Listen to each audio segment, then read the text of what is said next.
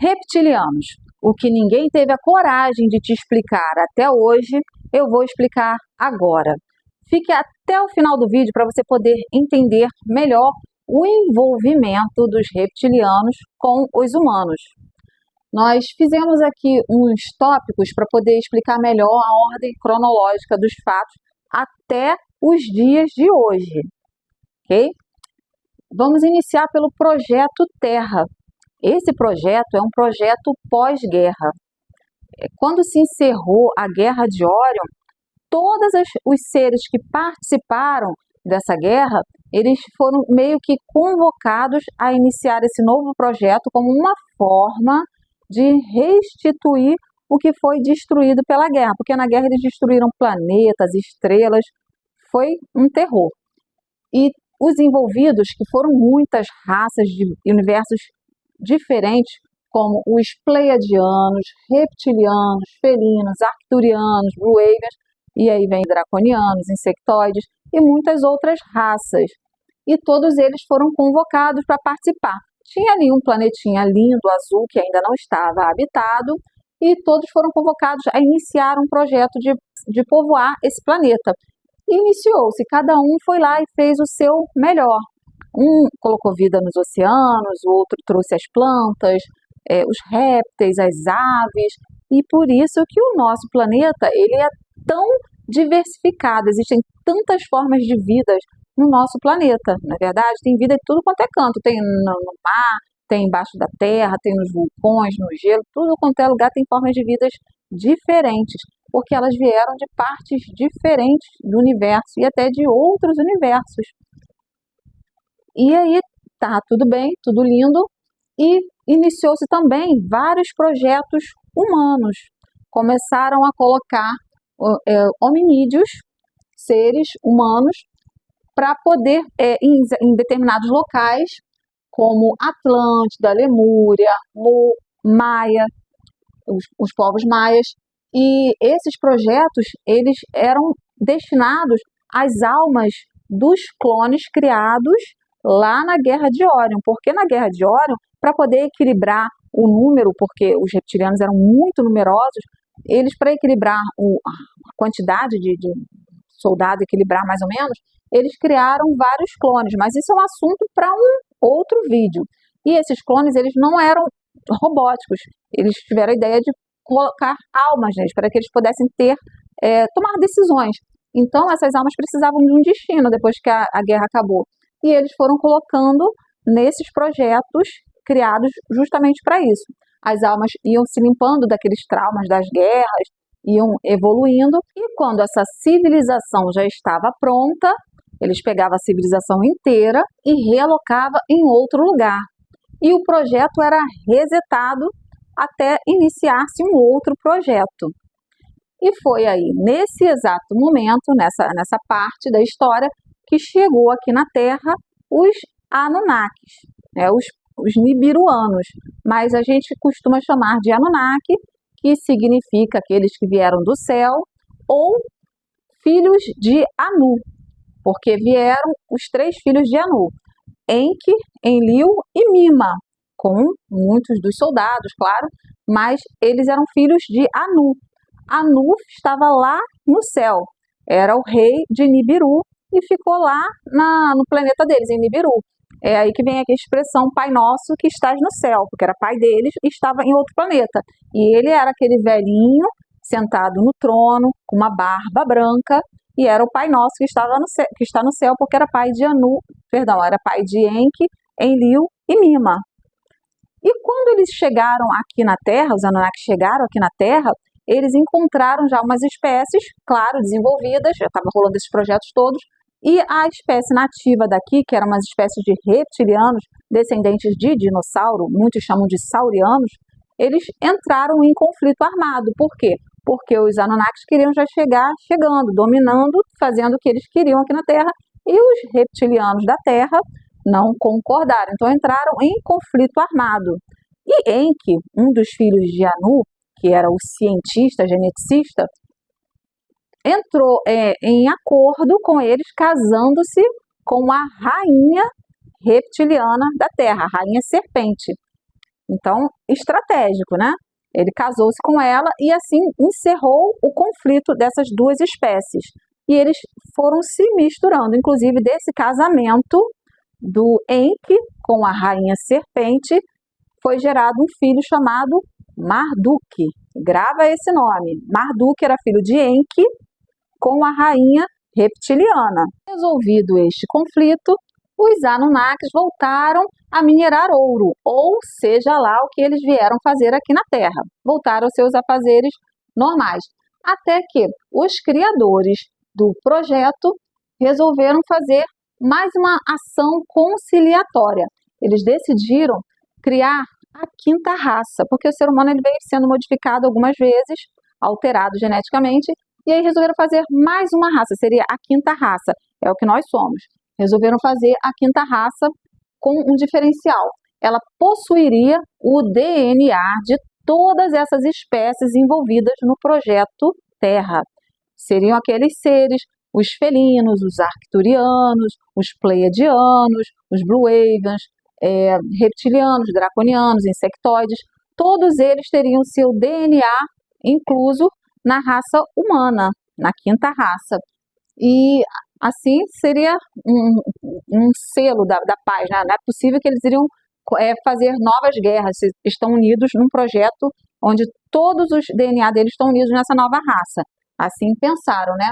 E aí segue, e os Anunnakis, geneticistas experientes que eles são, concluíram esse projeto e fizeram o projeto humano, da quinta raça humana. Foi aí, nesse meio, que chegou aqui na Terra os arcontes. Os arcontes são seres espectrais que vivem na quarta, na quinta dimensão e eles atuam na psique. Eles influenciam as mentes, eles atuam no controle mental. E eles estavam lá em Andrômeda e deu ruim para eles e eles tiveram que fugir. Fugiram através de um portal, chegando aqui na Terra, influenciando negativamente os Anunnakis e os reptilianos, que nesse momento já estavam todos muito meio que a mesma coisa, reptilianos e Anunnakis. E influenciou negativamente os Anunnakis e os reptilianos. Os reptilianos, já meio safadinhos, já se aproveitaram dessa desculpa de que estavam sofrendo, né, influência negativa. Mas, de fato, isso ocorria porque os arcontes eram especialistas em controle mental. Sabe aquela vozinha que as pessoas às vezes escutam? Vai lá, faz mal fulano, mata fulano. Ninguém é obrigado a fazer o que ele está dizendo. É o livre-arbítrio. Mas, quando a pessoa já está com a mente vazia, ela vai e dá ouvidos a essa voz, que na verdade são influências dos arcontes que chegaram nesse período, vindo lá de Andrômeda. E então, os reptilianos, já sobre a influência dos arcontes, resolveram quebrar o acordo desse projeto, romper o acordo do projeto Terra, que ele estava fazendo com toda essa galera, estava um projeto bacana, bonito, e aí eles traíram aqueles que estavam trabalhando junto com eles, os seres de luz que estavam todos nesse belo projeto. E os reptilianos, sobre influência dos arcontes, resolveram tomar posse da Terra, de todo esse projeto, fechando a grade energética da Terra. Só que nesse momento em que estava sendo fechada a grade energética, alguns seres de luz conseguiram fugir. Eles fugiram com a promessa de voltar e trazer ajuda. E os que ficaram, não conseguiram fugir, alguns optaram por ficar para poder tomar conta do projeto, dos pequeninos. E esses que foram, realmente voltaram, trazendo ajuda, que seria mais para frente os 144 mil, que está até mencionado em alguns livros, até na Bíblia. Esses 144 mil voltaram, e isso também é um assunto para um próximo vídeo. Mas nesse momento, nesse ponto aqui da história, a grade energética da Terra foi fechada e caiu-se a frequência da Terra. Baixou-se a frequência, ficou totalmente negativada por influência dos arcontes. Fechou-se a grade energética, baixando a energia frequencial da Terra. E aí, os seres que estavam naqueles projetos lindos, como a Atlântida, por conta dessa queda de frequência, da vibração que caiu drasticamente, a Atlântida afundou pela última vez.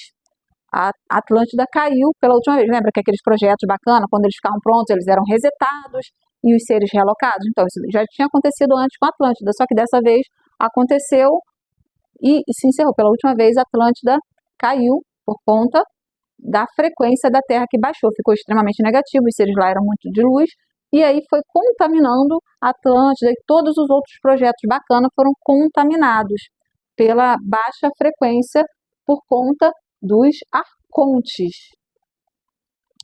E nesse ponto, já estavam bem negativados, até os seres de luz que estavam aqui, eles iam reencarnando e eles não lembravam mais quem eles eram, não lembravam que eles eram das Pleiades, que eles eram de Sírios, de Arcturos, eles iam renascendo, morria e nascia, e pensavam que eram seres aqui nativos da Terra, e iam esquecendo de quem eles eram por conta dessa frequência negativa da Terra, entendeu? E nesse ponto começou uma guerra entre os Anunnakis. Por quê? Lembra que quem veio para a Terra eram os 3 filhos de Anu, Enki, Enlil e Mima. Mima é a médica, Enki é o geneticista, o cientista, e Enlil, um general de guerra. Quem deveria ser o comandante dessa parte toda aqui da Terra, do lado dos Anunnakis, seria Enki. Enki seria o herdeiro natural, o governante da Terra, vamos dizer assim. Porém, ele ficou tão encantado com o projeto que ele estava desenvolvendo, ele ficou tão envolvido no seu projeto científico, que Enlil foi tomando conta. Enlil era um general, e Enlil foi tomando conta da Terra. E ele não gostava muito dos projetos criados pelo seu irmão, não gostava do projeto humano, porque ele achava que os humanos mais para frente poderiam reivindicar o planeta deles, Nibiru, já que o humano tinha também o DNA de Nibiru. Então, Enlil era meio contra, mas ele foi governando a Terra sem ter aquela empatia com os seres humanos, mas até aí tudo bem. Só que o Marduk, lembra de Marduk, que era filho de Enki, com a rainha serpente da Terra? Marduk seria o herdeiro natural desse comando da Terra, pelas duas partes, porque o pai dele, que deveria ser o comandante da Terra, o Enki, e a mãe dele, que já era a rainha aqui da Terra, a rainha serpente. Então, Marduk seria o sucessor, seria o comandante da Terra. Porém, ele viu que não era assim que estava se desenhando a história, já que o tio dele, o Enlil, era quem comandava. E quando ele fosse passar o poder, quem é que iria assumir? Seriam os filhos de Enlil. Então, Marduk foi se revoltando e iniciou uma rebelião. E Marduk tinha um exército muito fiel, porque para poder acalmar Marduk, eles deram o controle de uma determinada localidade, que era Marte, para Marduk. Botaram um monte de exército para ele, porque ele seria responsável pelo que estava saindo da Terra, minerado aqui na Terra, e mandado para Nibiru. Então, eles deram um grande exército nas mãos de Marduk para ele ficar tranquilo. Não, mas tu tem um exército aí para tu controlar, já é o suficiente, beleza? Enquanto que Enlil comandava aqui na Terra, e Marduk não aceitou, ele foi se revoltando porque ele viu que para ele não teria futuro, ele não governaria o país dele, o planeta dele, e nem aqui na Terra, ele ia ficar sem nada.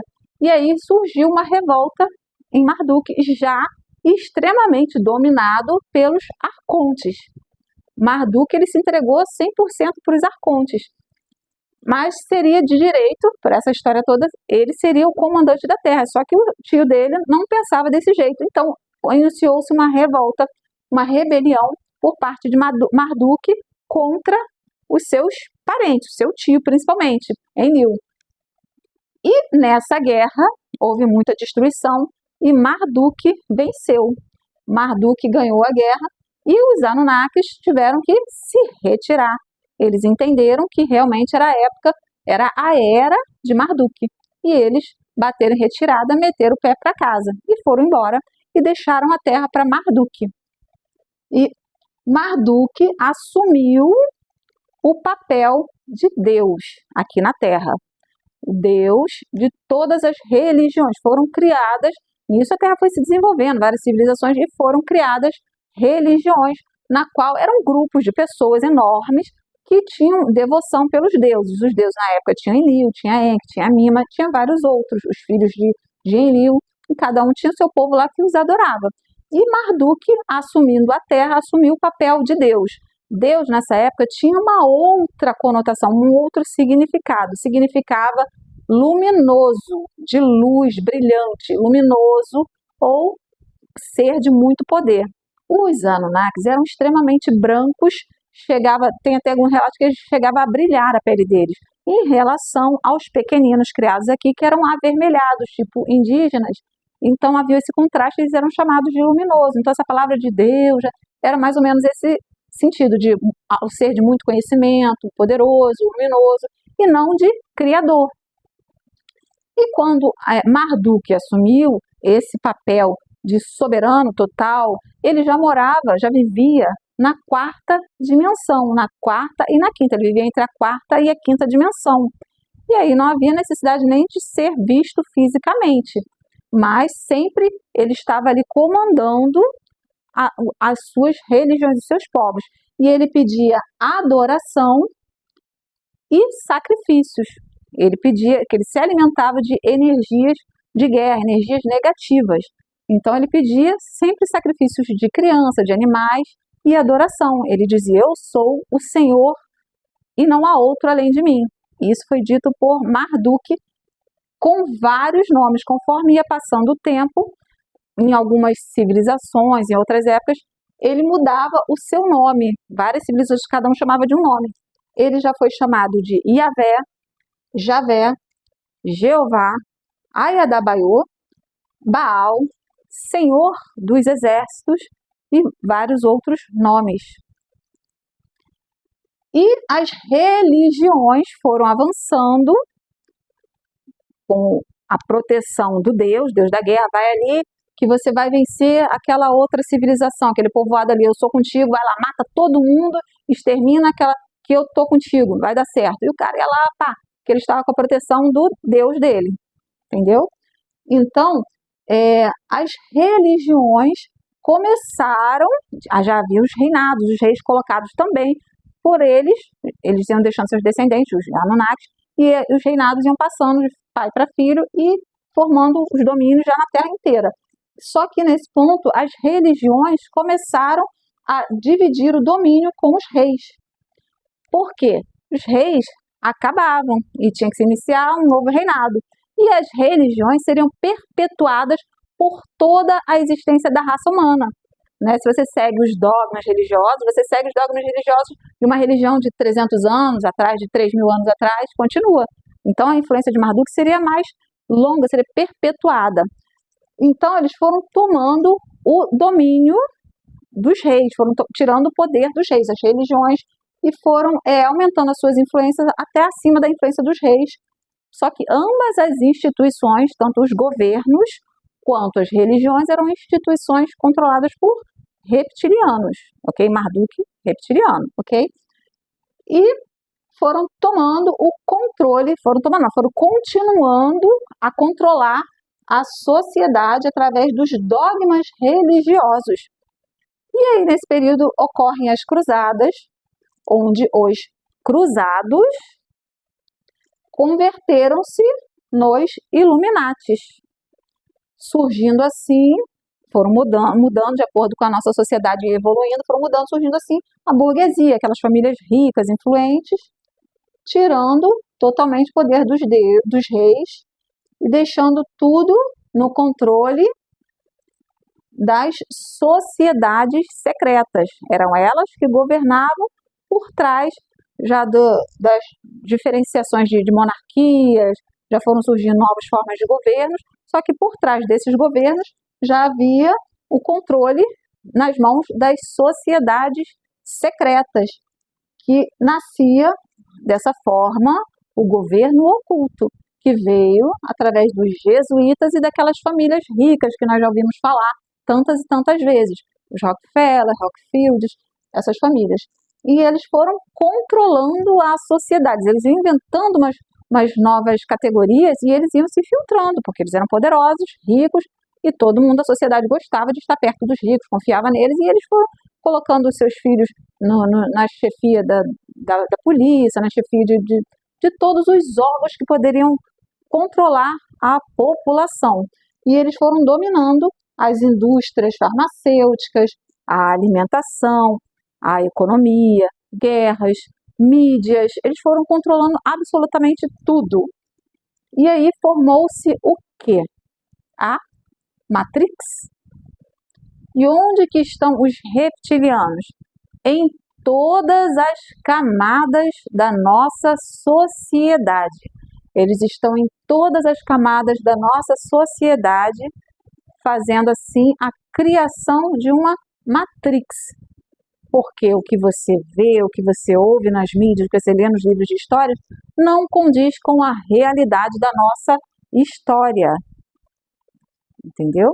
Se você gostou do nosso conteúdo, se você tem uma opinião sobre isso, se você quer saber mais, deixa aqui nos nossos comentários, ajuda o nosso canal a crescer, curtindo, compartilhando, comentando, se inscrevendo no canal.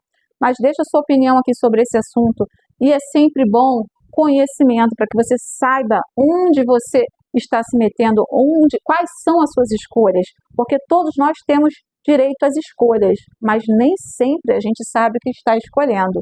Então, esse é o momento da expansão da consciência, onde você vai abrir seus horizontes e entender que tem muito mais do que os seus olhos estão te mostrando, ok?